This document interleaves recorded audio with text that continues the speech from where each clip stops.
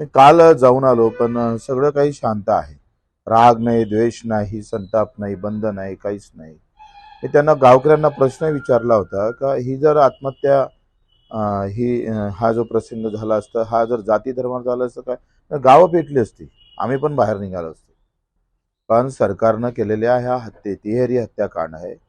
निव्वळ दाम्पत्यच मेलं नाही, तर त्या आमच्या माऊलीतल्या पोटातलं बाळ सुद्धा मेलेलं आहे. आणि तिथे आम्ही आता रक्तदान करून या सरकारचा निषेध करतो आहे. हे हत्याकांड आहे, तिहेरी हत्याकांड आहे आणि त्याचा गावागावात निषेध झाला पाहिजे. गावागावात आम्ही पाहतोय ही आग भडकली पाहिजे म्हणून जातोय. कर्जमाफीचा मुद्दा घेऊन तुम्ही लढताय, वाटतं सरकार कर्जमाफी करावं लागेल, त्यांच्या बापाले करावं लागेल.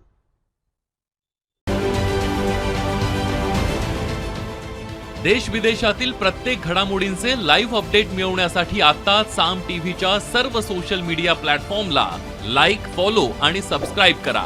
तसंच सर्व नोटिफिकेशनसाठी बेल आयकॉन प्रेस करायला विसरू नका.